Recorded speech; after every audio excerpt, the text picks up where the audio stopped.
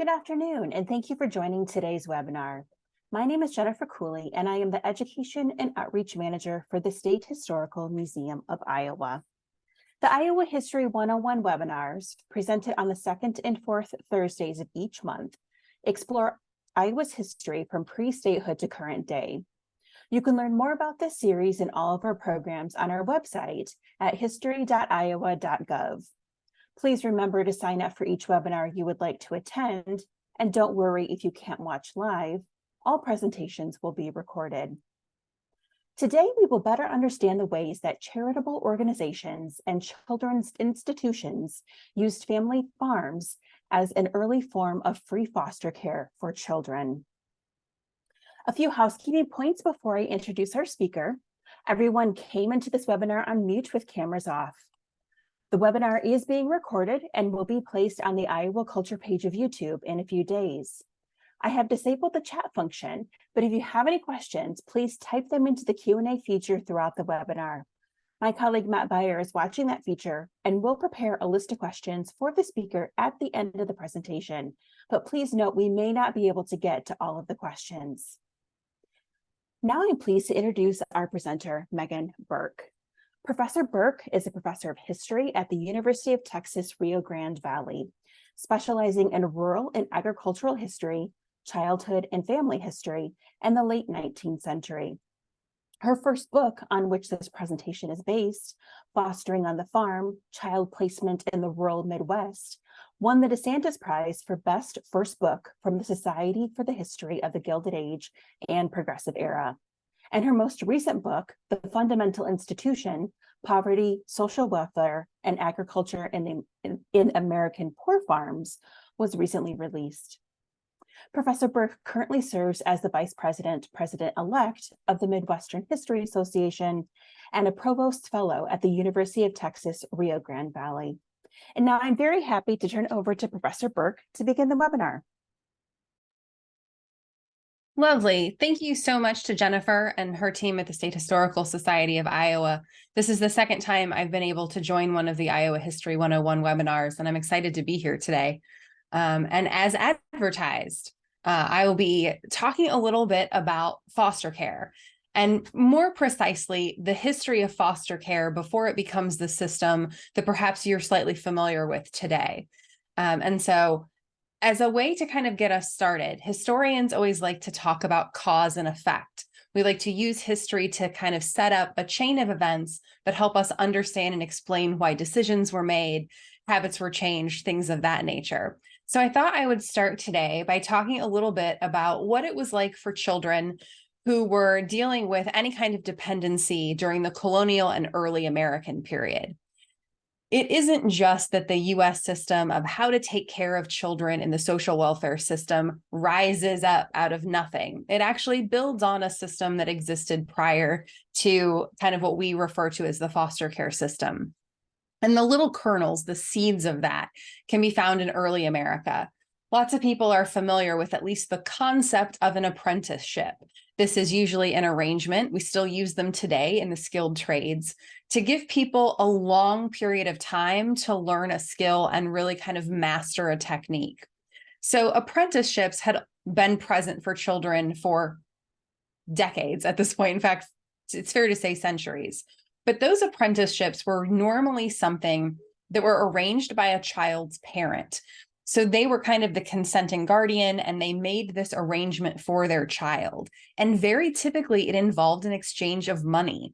Apprenticeships cost money. It's one of the reasons that not all children got to have one. So if your parents had a little money set aside for your training, they might apprentice you to someone in the trades, and that would give you kind of an advantage of sorts as you started your life as hopefully a self-sufficient adult.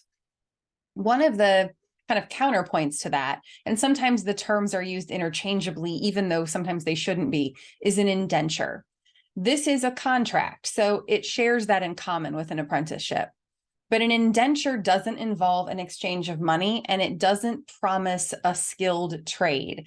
It certainly promises some training, to be fair, but it's not necessarily training that will then launch you into a livelihood or perhaps small business ownership. So I pulled a page, and I know everyone, as soon as I pull up old script, everyone sort of says, no, but I like this page because it's easy to read. This is from 1771. This is actually a page of a Philadelphia register, where they're kind of keeping track of the comings and goings of some of the kids that have been both indentured and apprenticed. And so you can see on this page, when you squint very carefully, that this is a sort of medley. The first child on the list is James Bernard, and James is being bound in an apprenticeship. So someone is paying money for him, in this case, to learn and live with James Stewart, and he's going to be taught the art and mystery of a mariner. James Stewart is a merchant, and so he is going to kind of put this child on the path to being a sailor. He's going to learn navigational skills, other trades that a merchant would be able to pass on to someone. But right below him is John Fleming's entry. So John Fleming is being indentured to someone who will be helping him, and he will work as a servant. So this is not an apprenticeship. He's being bound under contract. His person, James Raway, is not being paid. In fact, for John Fleming, he's going to work in exchange for room and board. Whereas James, someone has put up some money so that he can learn this trade under the kind of tutelage of James Stewart. And the whole page is like that. We've got someone apprenticed to be a wheelwright. We have someone apprenticed to be a house carpenter. But then we also have children who are being bound as servants. And so this kind of medley of one option for children who have a little bit of resources behind them and another option for children who do not were very common in the colonial period. Counties, townships, and institutions take note of this system. They don't have the money to provide kids in a paid apprenticeship system, but they certainly like the idea of being able to place a child in a home with a family, with a mentor potentially of some kind, in an indenture where they don't have to put any money up at all. So the indenture system tends to be one that children who were poorer, children who are dependent, children who have potentially been orphaned, end up finding themselves in more frequently. This was really critical during the early American period because being orphaned and losing a parent was something that approximately 50% of all children experienced. So death, a limited lifespan for a lot of adults, meant that guardianship and placements and how you would train a child to hopefully self-sufficient adulthood were important issues. When we think about 50% of children losing at least one parent during their childhood, that tends to be kind of an astonishing statistic. So there's a reason why these systems were in place, why they were common, and why they were very popular. During the early 1800s, there are orphanages. There were children's homes. They tended to be located in major US cities, of which there were a handful. But once we get to the Civil War and the period beyond the Civil War, the proliferation, the number of children's institutions and orphanages in the United States explodes. It is absolutely, we go from a few dozen to hundreds over a span of about 50 years. Some of that has to do with population increases. Some of it has to do with just families needing kind of a stopgap measure to help take care of children as they made an economic recovery if possible. The variety of children's institutions in the United States by the late 1800s is enormous. We have lots of different places taking care of children. One, which I had the chance to talk a little bit about during my first webinar, is poor farms. These were institutions that lots of counties, including lots of counties across Iowa, had, and they tended to be adult institutions. But particularly before about 1880, we find a lot of children living in poor farms. Sometimes they're there with parents, and sometimes they're there alone. But the poor farm was seen as a very unsuitable place for children because they were inherently adult spaces. So there's a big push. It comes in the 1870s to really find specialized institutions for children. So the variety is enormous. We've got denominational institutions, so churches of all denominations and faiths put together their own kind of institutional profiles, and that was all over the country. We've got places like soldiers' orphans' homes, which Iowa had one. They were really common in the northern states. And this tends to be initially just for the children of veterans. You didn't actually have to be an orphan for what that's worth. Lots of those kids had at least one surviving parent.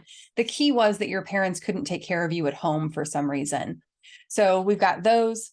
We've also got fraternal institutions, the Odd Fellows, the Elks, the Moose, different types of fraternal organizations, and even some union organizations had their own children's homes kind of scattered across the country. So if your father had been a member of one of those, you might be able to get entry into one of those institutions if you needed it. There were also state children's homes. These tended to exist in the Midwest. A lot of other states picked different options for themselves. Right across Iowa's northern border is where the Minnesota Children's Home sat, but Wisconsin also had one, Michigan had one. And the alternative for kind of public orphanages tended to be county children's homes across the Midwest. Ohio and Indiana both used those heavily. Sometimes they actually existed on the same property as the poor farm, but it was meant to be just for the children as opposed to having them in kind of an adult institution. And so a variety of these can be found across Iowa as well. You may be familiar with some of them that existed in your own community. There were Lutheran homes, a couple of Catholic homes. There eventually will be a children's home society in Des Moines, a home for the friendless, kind of scattered across the state, sometimes focused on cities. The Soldiers' Orphans Home was in Davenport. So we've got this huge variety. And that sounds all well and good. The picture is actually from Chicago, the Chicago Children's Home from 1905. It's a nice clear picture so you can see the kids and what they're wearing. They're not in uniforms, which is sort of noteworthy. They've got their own clothes on, it looks like. The problem was that these institutions proliferated so quickly and they filled so quickly that the next question became, is it okay for us to have all of these kids in these institutions? And what are we supposed to do with them now? So the first organization to come up with a kind of comprehensive solution is one that many people who are interested in history have already heard of. The orphan trains are a very, very popular topic, especially across the Midwest, which took so many children off the trains. So I won't go into a ton of detail about the orphan trains today, but I will say that if you're not familiar with them, there are fiction books and nonfiction books and a wide variety of options for you to learn more about them, including a couple of really good websites.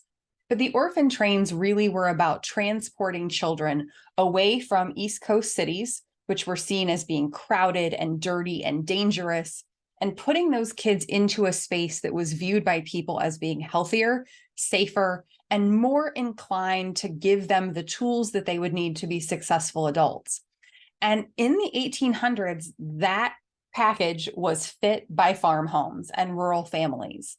So the goal of the orphan trains was always move kids out of these congested urban areas and hopefully find farm families somewhere that will take them in. The biggest entity here is the Children's Aid Society of New York. They pulled kids out of institutions, but they also pulled kids off the street. They tended to not always pull kids who were orphans. A lot of the Children's Aid Society children actually had living parents and living relatives that they left behind.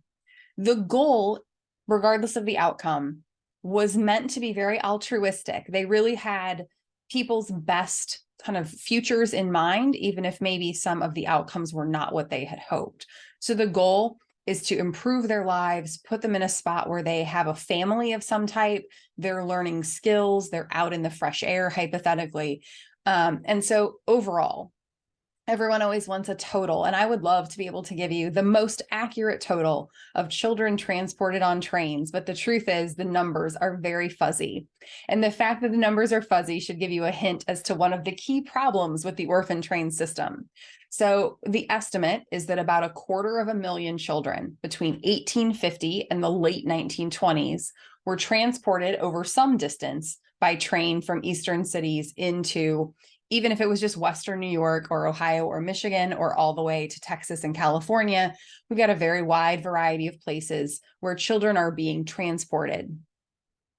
Iowa, best estimate, took about 10,000 children from one of the train organizations, but there were so many. The Children's Aid Society wasn't alone. They were the Protestant version of this. There was a Catholic version. There was a Jewish version. Everyone's kind of trying to move kids as best they can. There were a lot of problems, and some of those problems became apparent very early, and some of them were kind of longer duration. First and foremost was that there was very little oversight here. They would put kids on the train. They would advertise, which is what you can see here. This one's from Troy, Missouri, in 1910. They're going to bring kids on the train. You can meet the kids at 1:30 on Friday at the Opera House. You can pick out a child and take them home. There's very little screening. You pretty much just had to have someone sign an affidavit or send kind of a letter of recommendation that said you were an okay person to take a child. Those letters weren't really vetted. Sometimes they were not even real. And so we've got people kind of just picking kids off of a stage, almost like a sort of livestock show, and taking them home. And initially in the 1850s and 60s, the Children's Aid Society wasn't even necessarily writing down everyone's address where they sent kids. And their form of supervision was letter writing. So they didn't visit kids and they don't have everyone's address. And you can kind of imagine some of the problems that start to pop up. By the 1870s, the trains have moved into the Midwest, and Midwestern states are complaining. They're complaining loudly. Michigan was so angry about having children from other states dumped in Michigan that they put a $100 surety bond on every child that came into the state. Essentially, it forced groups like the Children's Aid Society to put up $100 a head if you were going to bring a train full of children in. Needless to say, this is a charity organization. They don't have that kind of cash. So they move farther west. They come to Iowa, Nebraska, the Dakotas. To some extent, they kind of take advantage of the Homestead Act. We've got people on farms. They need laborers. We've got a train full of kids. They kind of saw that as a match made in heaven. So the oversight here is one of the key problems. To give you kind of just an anecdotal example of the types of problems that happened when kids became kind of disconnected from where they were from, there is a case that is not tied to the Children's Aid Society from Iowa in the late 1860s and early 1870s, but it is about transportation. We had a group of siblings that will eventually sue in order to get their backed wages and custody of their youngest sister back. They had been orphaned in New York in the 1860s. Someone had stepped up and said he was their guardian, and he transported them to Iowa. He then placed the older children in what were essentially labor arrangements, and he confiscated all of their wages. But he took their youngest sister home to his house. Once the kids got old enough, it took about 5 years, they realized that they had somehow been a part of kind of a scam. So they got some help. They got help from teachers, ministers, their neighbors. Some of their employers even stepped forward to help the older children. They got some of their wages back, and they also got an attorney. And this is unheard of for this time period. It's why it's not a typical anecdote, but it certainly is an interesting one. They pursued this man, and they sued specifically to get custody of that youngest sister back. There had been complaints of abuse. They were concerned about her care and well-being. And the abuse is fairly veiled here. So physical, sexual, emotional, we can assume probably a combination of all three, unfortunately. And so they sued and won custody. So teenagers, essentially 18, 19-year-olds, managed to get custody of this sister back. But their example provides a little bit of kind of a window onto how vulnerable kids could be when they were moved into a new place where they didn't know anyone, didn't have any contacts, didn't have any power over their own kind of well-being and safety. And so unfortunately, there are more stories of similar kind of ilk that will come out of the orphan train system, but also out of the placement system in general. So the goal here was always find free homes, put the kids in them. The kids will work for room and board. They will end up with life skills that are important, and they get to live in a family setting. This was particularly important when we think about some of the problems of institutional care. The pictures I have on this slide are from the Lutheran home that used to be in Beloit, Iowa. And so this was, and eventually has sort of resurfaced in a different part of the state under Lutheran Social Services, and in a different format. So if you've heard of that institution and you might be thinking like, oh, it's still open, it exists in a different form. There were problems with institutional care that reformers and people who were concerned about child well-being were really invested in fixing. First and foremost was the fact that taking care of lots of children in an institution is very expensive. You have the structures, you have the overhead expense of maintenance, you have food and clothing, you have teachers, you have staff. You have healthcare staff. All of that has to be done inside each of these institutions. So for especially counties and towns that are looking for ways to kind of cut some of their cost, getting kids out of an institution and putting them in some place where it's free is seen as an enormous benefit to all involved. There were also a lot of disagreements about the design and the methods. Should these be sort of military style schools? Should kids wear uniforms? Should they be physically punished? Should you have one giant building or lots of different cottage style buildings, which is actually this sort of middle picture? And so all of this also causes, I don't want to say confusion, but it certainly causes a lively debate as institutions are built and the sort of capacity is increasing. They are hotbeds for contagious disease, whooping cough, tuberculosis, typhoid, flu, measles. Pick a childhood disease of the 19th century and they circulate in these buildings. So the more kids you have packed into a tight space, the more problematic that's going to be. And some of those can be devastating. Whooping cough can be devastating. Scarlet fever can be devastating. Typhoid in some capacity. So we've got diphtheria. I don't even want to get into the statistics of mortality for diphtheria. Needless to say, they're terrible. So this is a problem.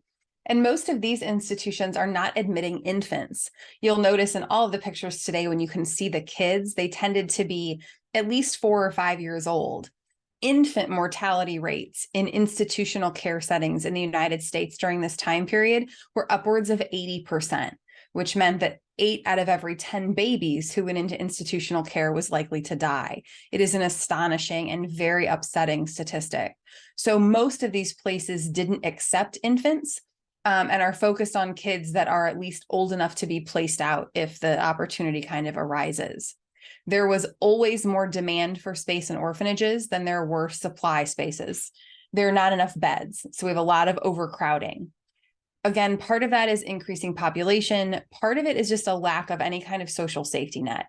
There is no food aid. There is no rent assistance. There is no social security. There is no sort of localized welfare other than very small amounts of cash in a lot of places.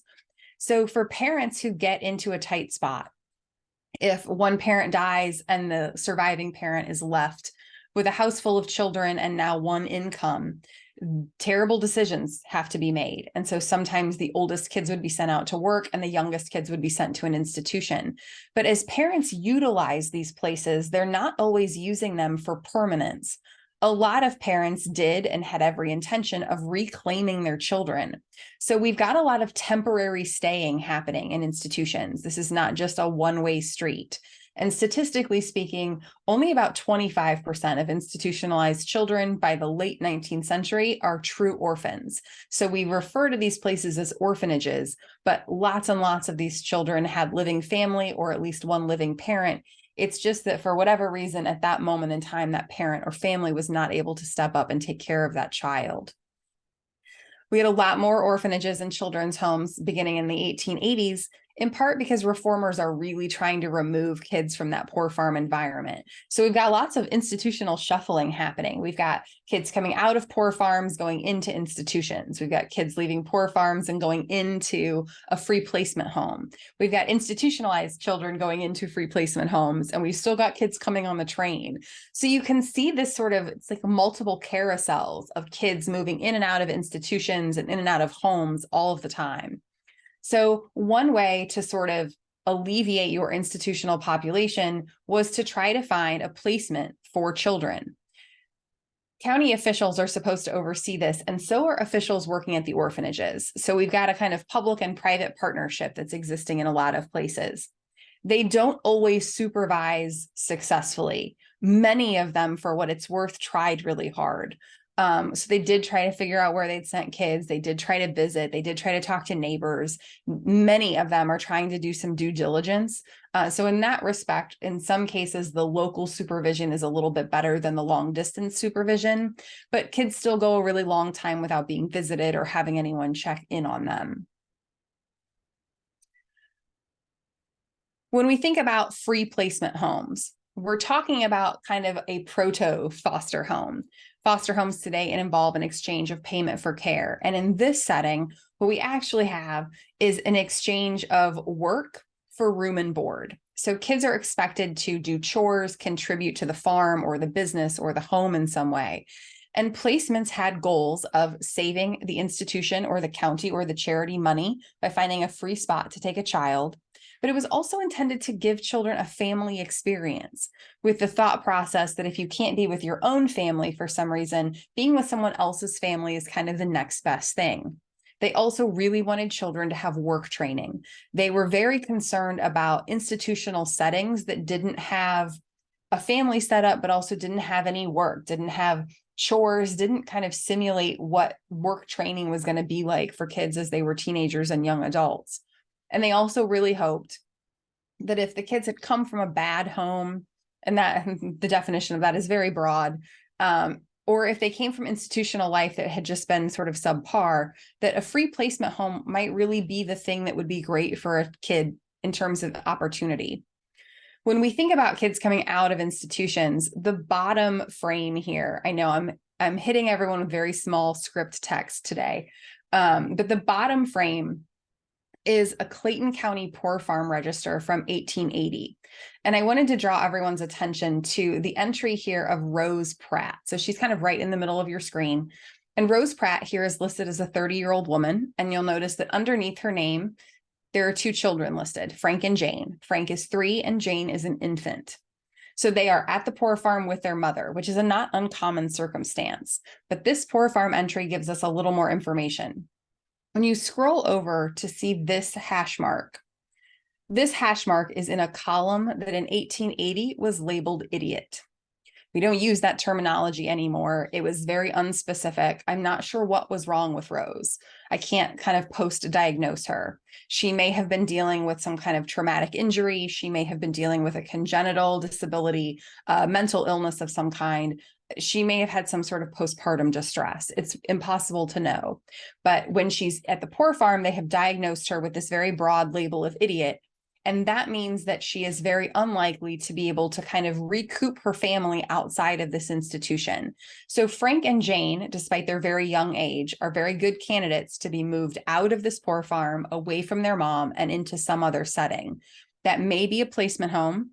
It may also be a different institution that is specifically for children. But because Rose has been labeled as having some type of disability, it would have seemed very unlikely that she was going to be able to take care of these two kids in a non-institutional setting. So what we can then see in the top section, which is Adair County, this is 1900. So the writing is slightly clearer. We've got different kind of labels for what this free placement process looks like. And you can find these children scattered throughout almost every census record in the United States. So that top frame right here, this is kind of a partial entry for this household. We have a listing for someone named Anna, who is listed here as the adopted daughter of these people. This is probably an informal adoption. Most people in 1900 didn't go through the legal process. They just said that that was their child. They changed the surname and they moved on. But you'll notice that she's 3, so she's actually the same age as Frank down below. And she's a really good candidate for that type of relationship in a free placement home. Someone who wants a child, who wants to kind of add to their family because she's really too little to do any work. But elsewhere in her neighborhood, so this is obviously the same sheet, it's the same township and neighborhood. If we kind of keep scrolling down here, we get to the Vandevelter household. And this is a younger couple. They have a boarder living with them, an older guy who I'm assuming is probably a hired hand. And then you'll notice that there's someone named Shirley Palmer. Shirley is listed as a servant in this household. She's 11 years old. I suspect that Shirley is a placed out child. I couldn't find any other Palmers in the neighborhood, so I don't think she's been moved out of her parents' house down the street. But she's listed as a servant, not adopted daughter, not foster child, servant. So her role in this household, despite the fact that she's 11 years old, is made very clear here in this census record. So without a payment attached, we have to think a little bit about what the motivation would have been for people to take in someone else's child. And because farm families and rural homes were the chief target of where people wanted to put a child, we have to think about their kind of specific motivations. So one of the advantages is that during this time period, any child above the age of about 10 would have been considered potentially able to do a full day's worth of work. Certainly not at adult output, but hypothetically a full day's worth of work. So these are unpaid positions. Shirley's probably not getting paid.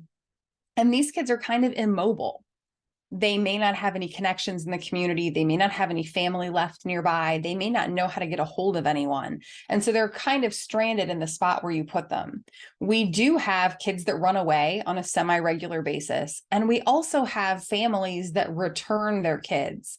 There's a lot of back and forth out of the institution. And so a lot of people saw this as just a labor arrangement and not really a familial arrangement. And so they would pick up a kid in the spring. They would work for the farm all year. And then after harvest, they would take that kid back to the institution. And having an indenture contract in writing didn't really bind the adults to anything. It was really more about binding a child to that home. There were really minimal school requirements. You were supposed to send the kid to the same amount of school that you sent your own kids to. So if that's 4 months, it's 4 months. If it's 6 or 7 months, it's 6 or 7 months. You can return the child if you don't like them, and people did. They ate too much, they didn't work hard enough, they cried a lot, whatever it was, or you're just done with them for the year, people would take them back. There are also people clearly with really good motives. They wanted to help a child, they wanted to complete their family. Childless couples don't have many other options here. And so for them, this is a lifeline, a way to complete their family in the way that they sort of saw fit. And so we see these relationships kind of change over time. I have one more census record later in our presentation to show you how the language kind of evolves. So at this point, it's probably a good idea to talk a little bit about what this has to do specifically with Iowa and the Midwest and farm families, because they truly were the outlet for free placements. We don't have a ton of kids being placed in small cities. We don't have a lot of kids being placed in the homes of factory workers. We have entities, institutions, counties, orphanages who are looking for farm families to take their kids in for free. First and foremost, some of it has to do with the sort of reputation of people who lived and worked on a farm. During the 1800s, it was a very strongly held feeling in the United States that farms were healthy spaces for families and children.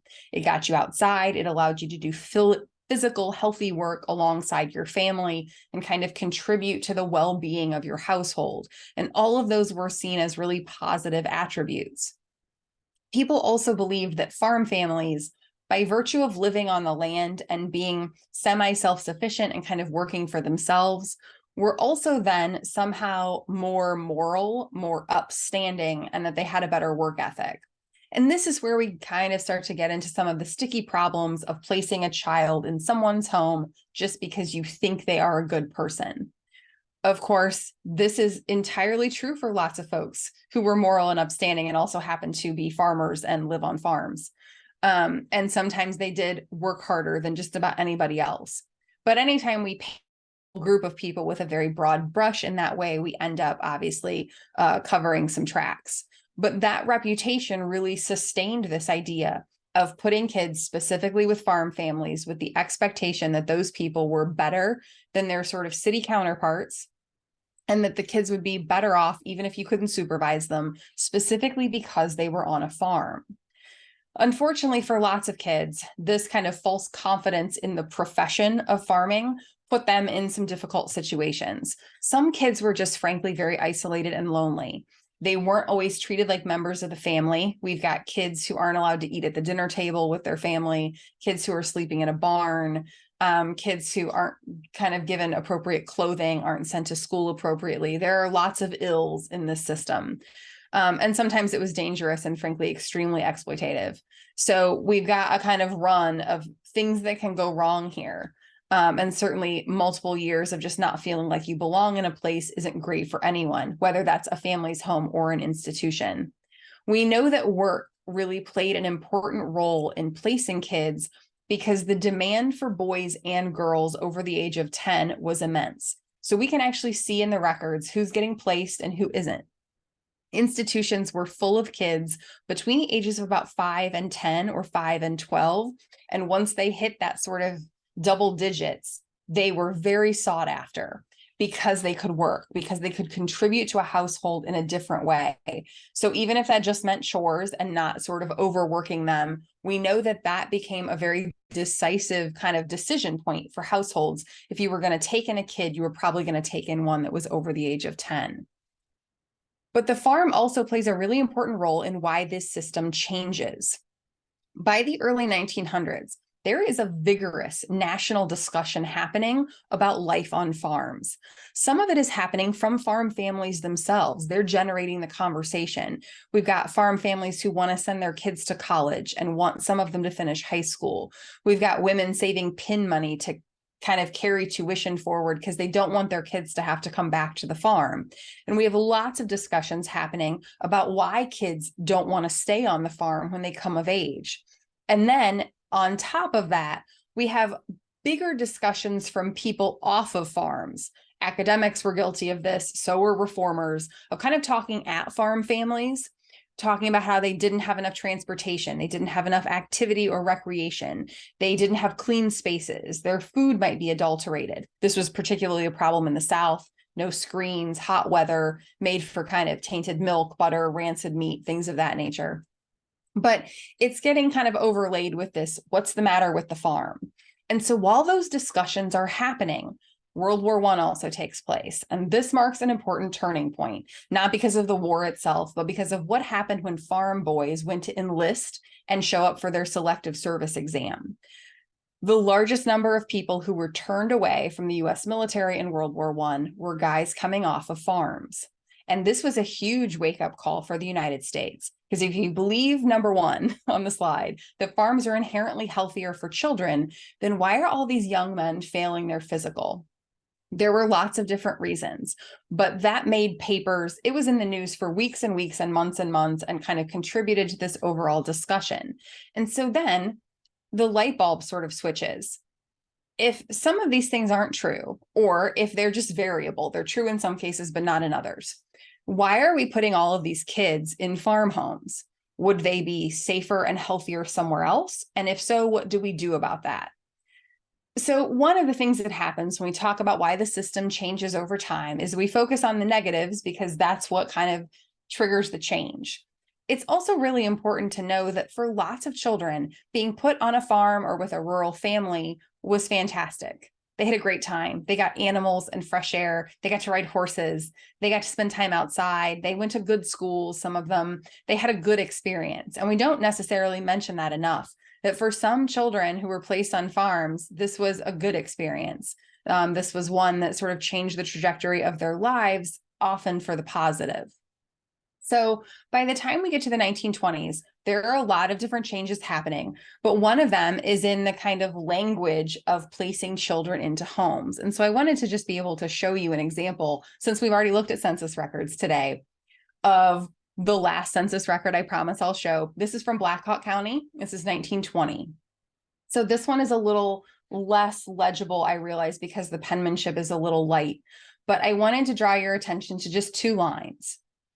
The first one is that of Russell Adams. He's living in the Bell household or the Ball household, and he is listed as foster son. So he's living here. This is a couple with two young kids. So they're 2 and a month old, and they have a hired man it's a mother-in-law in this household, I guess. And so Russell is 13. He's not listed as having any occupation. And just up or down the road, depending on which direction we're headed, we've got the Bellinger household. Again, young couple, kid who is way too young to do anything. They have a hired man, and they have Harold Cody in their house. He is a foster son, and he is 12. So just in this one neighborhood in Black Hawk County, we've got 2 kids over the age of 10 who are living on farms, listed as not having any occupation. So we can assume they're going to school and helping around the house and farm, but they're not being listed as a servant. They're not being listed as a farmhand. They're specifically being noted here as being a foster child. So this gets us to kind of the overall issues with free placements and why eventually they are replaced with foster payments to different types of households and families. So first and foremost, the orphan train process and the orphan train children experience made very public the potential for abuses. So nobody was blindsided by the fact that it was problematic to put a child in the home of a stranger and then not supervise them in any way, shape, or form. But counties and institutions really struggled. How do we do a good job? How are we thorough? And how expensive will that be? When social workers become a profession in the early 1900s, they are the obvious choice for this job. But when they get into rural communities and when they go to work for these institutions, when they've got kids placed in farm homes, it means they are driving like every road in Black Hawk County to find maybe a handful of kids. Then they're going to drive every road in Story County, and you get the general idea. It's a lot of money and time being invested when you've got kids scattered out all over the place. And so they start having conversations about how long should kids really be in school? How much work should kids really be doing? Is it safe to put kids where we can only visit them once a year or once every 6 months? How much money should we be spending on those visits? And wouldn't it be easier if we could put them in a suburb or put them in a town where everyone's kind of close together, and that will alleviate a lot of the problems with supervision that we have had in the past? Nationwide, school becomes a higher priority at this point. We've got truancy laws that come online. We've got longer duration of schooling, not just for rural kids, but primarily for kids living in towns, cities, and suburbs. We also have more options for welfare, and not a sort of overall kind of federal program, and not even a really comprehensive state by state program, but bits and pieces that make it more possible for parents or a parent to keep their family intact, whether it's food assistance or maybe a little rent cash, or just someone who drops off coal to keep your stove going in the winter. Those programs become more numerous by the time we get to the early 1900s. And certainly by the time we get to the Depression, we have this kind of wholesale aid network that begins to be set up. And so it made it possible, instead of taking your child to the institution and dropping them off, you may actually be able to keep the child at home with you. And that alleviates the demand and the need for so many free placement homes. We also, as I mentioned on the previous couple of slides, have these sort of publicized problems with rural life and how rural life and farming for kids is perceived. And people certainly agreeing that it's one thing for kids to work on the farm of their parents or family members, but how is it different maybe if it's not a relative, but is a child and is doing that same type of labor? Are they getting the same kind of outcome from that process and that work if they're not being paid? Overall, during this time period, it was increasingly less likely for farm families to be classified as middle class. They're still doing really hard physical labor. Their incomes have started to slide as everyone else's have started to grow. And by the 1920s, a lot of the United States is in an agricultural depression. That, of course, is then followed by the 1930s. So farm families, many of them have a really difficult couple of decades that kind of contribute to this conversation about whether or not children should be placed there at all. Legal adoptions, while rare, expensive, and complicated, they also complicated land inheritance. So for farm families that intend to pass land down and keep it in the family, they had lots of questions about whether someone that wasn't necessarily biologically related should be legally adopted and then perhaps stand to inherit some of that farm and land. This was particularly tricky for family members who maybe had nieces or nephews, a joint farm that had been split among siblings, things of that nature. Farm inheritance is still really tricky today for a lot of families. And so I suspect many of you can kind of at least relate in theory to the fact that people weren't exactly sure what to do with a child they've brought into their household, but not made a legal member of the family. One of my overall points here was to sort of be able to show everyone some change over time. And there are meaningful and important transitions that happened in this system of child welfare and foster care. As I mentioned, it ended up being a lot easier to supervise children in a way that was substantive and useful if they were closer together and also closer to wherever the supervisor was. So as towns, even county seats, had their sort of social services in that place, it became much easier to have the people who needed social services on a regular basis in the nearby area. It's also true that city and suburban children were more likely to attend school regularly and for longer duration by the early 1900s. And so that was seen as a kind of a more viable path to successful, self-sufficient adulthood, as opposed to training someone to be a farm laborer. We have to remember that for hired hands, people who were servants in other people's households, both of those occupations tended to become more seasonal as the 1900s wore on. And so what had been in the 1850s and 60s a perfectly normal way to make a living By the time we get to the early 1900s, we've got fewer long-term hired hands who are self-sufficient, have their own family, their own household. It's just kind of falling out of favor. People are more reliant on equipment and their own family labor, and then seasonal help when they kind of need it and can hire it. And so people had questions about, what are we training these kids to be? And the answer really was they wanted to train them for more viable wage labor that would provide them with a full year's worth of employment, instead of potentially training them to maybe be seasonal laborers or kind of always be dependent on someone else's household. The foster payment was always intended to kind of sub in for that room and board and work for care. So if you're not going to have a child providing essentially the labor of an adult that really helps your business and home, then that payment needs to kind of at least cover the child's expenses. So it was meant to incentivize a different type of household, or in this case, they would have viewed it as the sort of right type of household for the early 1900s, and let those people get some cost alleviation for what they hoped would be a temporary stay. Foster care today, of course, involves temporary and long-term stays, but they very optimistically thought that a lot of foster care moving forward would just be temporary, and that parents or family members would be able to kind of recoup their households. And in some cases, that's certainly the case. One of the things that happens to institutions, this is a picture of Davenport. This is the Soldiers and Sailors Orphans Homes, although really not many sailors coming from Iowa. And so this structure in particular also made a transition, and so did so many institutions across the country and across the Midwest.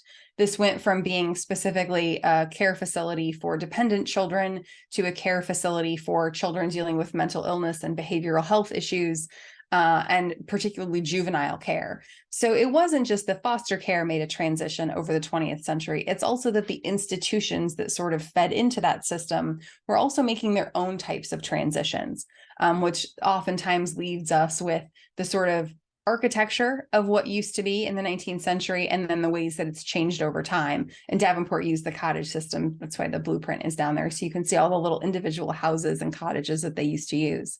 And I'm going to close here because I want to make sure I leave time for plenty of questions, but I want to thank you so much for your attention today. And I'm looking forward to being able to talk a little bit more and hopefully answer some of your questions. Thank you, Professor Birk. We have time to answer some questions. If you do have a question, please submit it through the Q&A feature here on Zoom, but please note we may not be able to get to all the questions. So let's start with, I think one of the questions I like to use all the time to begin with, how did you become interested in researching this topic? Oh, that's a good question. I was initially interested in dependent children, just sort of more broadly. What happened at institutions and orphanages, where those children came from, and what the process was. And so over time, that led me to this very interesting, almost sort of feeder system, where there were lots of kids involved in the orphan trains, which I had read about, like so many people do. But then I wondered, well, if you're not bringing kids from outside, where are all the kids from here? Where are all the kids from Iowa? Where are all the kids from Ohio? And so as it turns out, they're in all these different institutions. They're going through all of these different sort of systems, but the end game seemed to be the same, that everyone wanted a free farm family to take these kids. And so I was really interested in that gap in the history, and that gap in the literature. The orphan trains were a significant historical event, but we've got all of these kids living in these local places that also needed help and also needed assistance. And so in trying to figure out what the plan was for them, I ended up with two books. I ended up getting to learn more about poor farms as a structure, but also specifically more about how this kind of early foster care system really involved more than just transporting kids, and really involved a lot of care related to kids in local communities and areas. You discussed your research during the talk, but digging a little deeper, how do you typically go about researching a topic like this? Oh, well, it was an interesting undertaking. So I started with institutional records. Because I'm a 19th century historian, most of my work begins at least after the Civil War. There are institutional records that are open and available. Today, when we think about doing institutional history, we run into a lot of privacy law, but that's not true for the 19th century. So I just dug into poor farm records and ledgers, their kind of intake books, the same thing for orphan children's homes. Who's coming, who's going, where are they headed? And then I tended to cross-reference those entries with census records. I used indenture contracts, which named the adult who was taking the child, and the institution often where they were coming from. And so that gave me some hints. So I was able to trace a little something about the child and sometimes its family, what happened to its parents, what's going on to kind of destabilize the household, which I was really interested in, what causes the disintegration of a family unit at this time. And then I was also able to learn a lot about the people who took the kids, whether they were good people or bad people, whether they were well regarded in their community. And so I did a sort of individual tracing, kind of bits and pieces, putting them together. And so the census records are really valuable. It's why everyone got a heavy dose of census records today, because it really is a place where you can see not just individual stories and use that as a jumping off point, but also you can kind of see change over time, and what the sort of future held for a lot of those people. Do you have any recommendations for how to research people who are not found in our traditional record system? Oh, it's so hard. It's really tough. I really appreciate the work. There are a lot of local history societies and county historical societies who are trying to digitize material, who are trying to get that material to paid subscriber services like Ancestry, who's then digitizing a lot of that work. But it's still very difficult. And to be fair, sometimes when people are transient, or illiterate in some capacity, or just really struggling to get a toehold in any community, they are so much harder to find.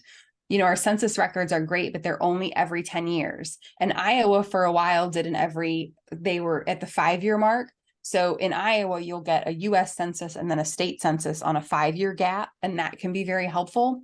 But for people who are moving around, maybe doing seasonal work, let's say at a timber camp in Minnesota, and then they'll spend part of the year on a farm in Iowa, those people are very difficult to find. So I spend a lot of time just digging through everyone's state census records, institutional records, searching different spellings of names sometimes helps. The algorithm tries to help you, but sometimes it's just more useful if you do it yourself. But there's no one magic answer to finding people who have sort of slipped through the records.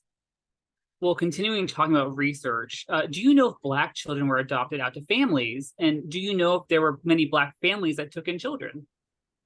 So there were Black children that were sent out into placement homes. Many of them, when they were sent into free placement homes, it was with white families. And so there was a part of the standard indenture contract. Some of these were actually pre-printed. And so counties and institutions just bought a sort of pre-printed book of indentures. And there was a line. It was intended for children of the same race as the household they were going into. And it mentioned that the adults were supposed to treat this child as one of their own. When Black children went into a white household, that line was scratched out. So it tells us immediately something about the expectations of belonging. But there were institutions that specialized in placing Black children with Black families. And there were institutions who sought out Black families to take Black children. And so they were conscious of that, especially if they wanted those kids to be treated as a member of the household. If they were placing a child just to be a servant or a farmhand, it didn't much matter, and they would scratch out that part of the contract and move forward. This is particular to the Midwest, especially.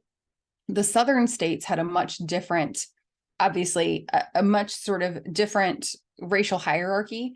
They did not make any pretend notions about placing Black children in white families as part of a sort of mutually beneficial relationship. They are essentially indenturing them as unpaid labor for enormously long periods of time. They actually would extend the period of time for Black children sometimes to work. Instead of ending at 18 or 21, they would crank it up to 23 or 25.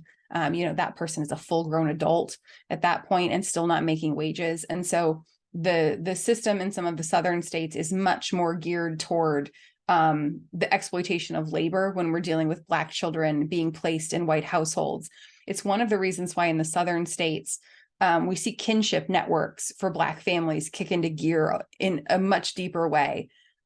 So someone's cousin will take your kid, someone's aunt from the next county over will take your kid, to keep them in a Black community and household so that they don't go through that process but potentially being put in a dangerous situation, potentially being overworked, and treated like an enslaved person even during the periods of freedom. And so they really try to keep their kids out of institutional care and keep them out of county care as much as possible. Our next question is less about research and more about kind of popular culture at the turn of the last century. While listening to you talk, I was thinking about all these famous literature characters that came out, you know, of Anne Green Gables. And I just wondered if you had any ideas or why you might think orphans became really popular characters in pop culture literature around the time period of the orphan train and around the 1900s. Yeah, there are some really interesting sort of positions on that. Some of it is that this is a period of time where people wanted to feel good by doing good.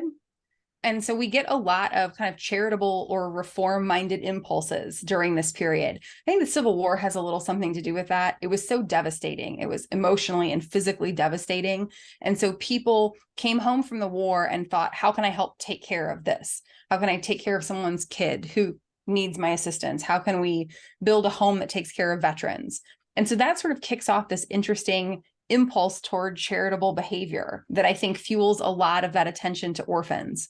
But it's also interesting because I agree, like I think about the sort of orphan literature from that period, but we also see it a lot today. You know, the most famous orphan of the last like 25 years is Harry Potter. And so frequently people think of him, you know, we talk about orphans, people are like, oh, like I know a very famous literature orphan and it's from the recent period. And he's not alone, but he's probably the most high profile character. And so it's interesting to see how that theme of just the sort of difficulty of a child without parents or a child without belonging kind of ebbs and flows over time. It captures people's attention, and then it kind of wanes, and then it sort of comes back. But it is definitely, Anne of Green Gables is one of, I think, probably easily almost a dozen that I sort of rooted through when I was working on this. And some stories that were popular at the time have really fallen out of favor. We don't really read them anymore. But there are a lot of late 19th century orphan stories, you're right. And I think some of that is just, it made people feel good at that point in time to feel like they were sort of helping or that they were paying attention to the plight of someone else. Well, our next question will be our last question, and we're going to turn back to research again. In your research, did children typically move from the orphanages to poor farms as they aged? And how long were they typically at an orphanage? So we don't have a ton of kids moving from orphanage to poor farm unless they have a disability. Adults with any type of disability, a physical disability, a cognitive disability, were much more likely to move from an institutional setting as a child into an adult institution, whether it was a poor farm or some states had things that they referred to as the home for feeble-minded, and that could include children and adults. And so that is the most likely scenario where kids are moving in a sort of children's institution to adult institution direction. Length of stay is really interesting. It depends a little bit on the institution. So urban orphanages had a harder time placing kids because they're so crowded and they have to send them so far out to get them into a home. So those kids tended to spend, you know, potentially 7 or 8 years in that setting. But if we think about some of the smaller orphanages that were much more common in states like Iowa, we may have a kid only spend a few years there before a placement home is found, or before someone in their family can kind of make a reclamation and reclaim them. And so sometimes the stays are really short. I've seen kids be almost checked in like a hotel guest, like a couple weeks, and then they're gone. And obviously some kids who spent their whole childhoods there. So it varies widely, but kids who were healthy and able-bodied tended to not languish in institutional settings across the Midwest, much past the age of 12 or 13. There are some institutions who didn't do a lot of placing. One of those were the fraternal organizations. So if you were fortunate enough to go stay at the Oddfellows Children's Home or Moose Heart, which was in Illinois, which was for Moose members, those places were very hesitant to place kids out because they were worried about the abuse, but also because they were worried about not being able to spend enough money to supervise. So part of their deal was that if you checked a child in there, they were likely to spend as long as you needed them to in that setting. And so they had much different kind of infrastructure. They had a whole farm. They had different sort of trade schools at some of those institutions. Mooseheart is really known for this. They had a place where you could learn to be a cobbler, a place where you could learn different trades like blacksmithing. And so they had kids kind of siloed into those options as a way to sort of replace some of the experiences that they might get if they had been placed out for free. So not everyone got on the free placement home bandwagon. But generally speaking, if you were in an institution that placed out, you didn't make it much past your early teenage years without at least attempting a free placement home at some point. And with that answer, we will bring this webinar to a close. Thank you to everyone joining us today. And we'd like to extend one last thank you to presenter, Professor Birk. Thank you so much. We hope everyone will sign up for the Iowa History 101 webinars that take place on the 2nd and 4th Thursdays throughout the year. There are many great stories to tell in the upcoming months, and we hope you can join us. For more information and to register for future webinars in this series or to watch recordings, check out our website at history.iowa.gov. And while you're there, you can look at some other of our fantastic digital programs, such as our Goldie's Kid Club activities for young historians. We look forward to virtually seeing you here all again for the next Iowa History 101 webinar on September 14th. Thank you all again for joining us today, and have a great afternoon. Thanks, everyone.